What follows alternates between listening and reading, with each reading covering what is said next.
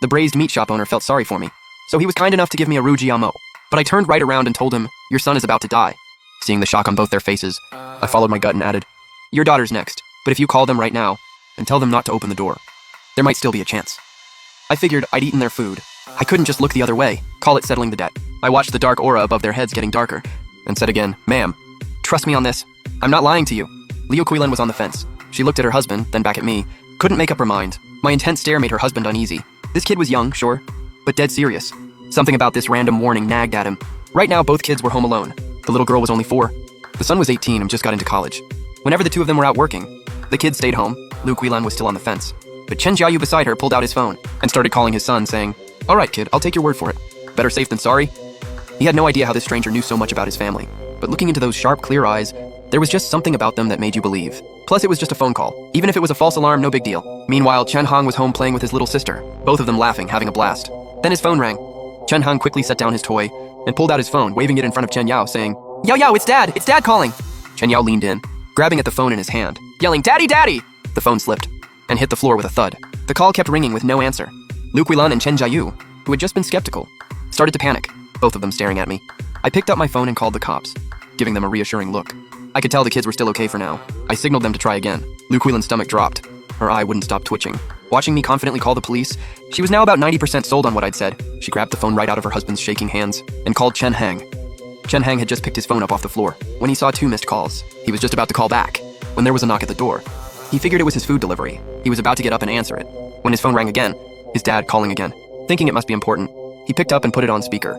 Chen Yao saw the call connect and called out sweetly, "Dad!" On the other end, Chen Jiayu heard his little girl's voice and completely melted.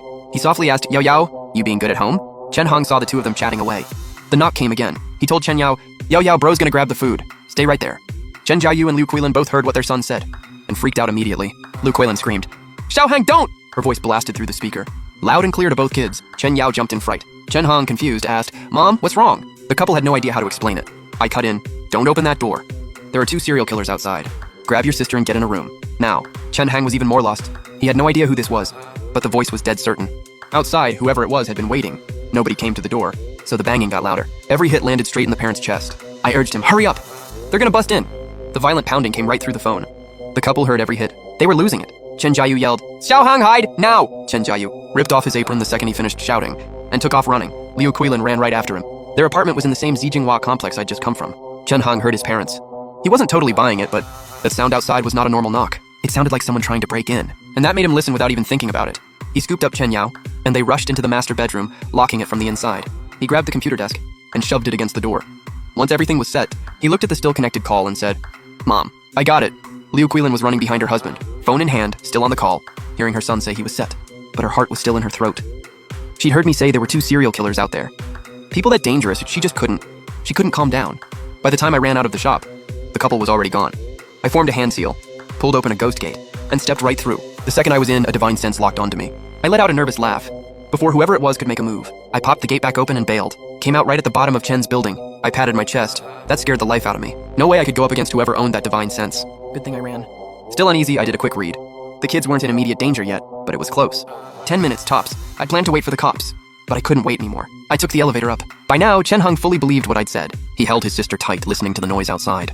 It didn't take long. They busted through the security door. They started searching the other rooms. He couldn't do anything, just covered Chen Yao's mouth, so her crying wouldn't give them away.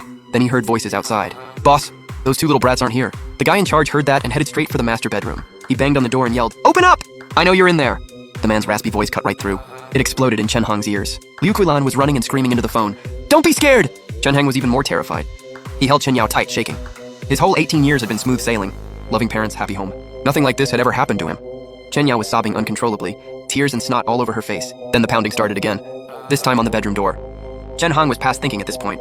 He grabbed Chen Yao and ducked into the bathroom inside the master bedroom. The Chen family lived on the top floor. I waited in the elevator for a bit.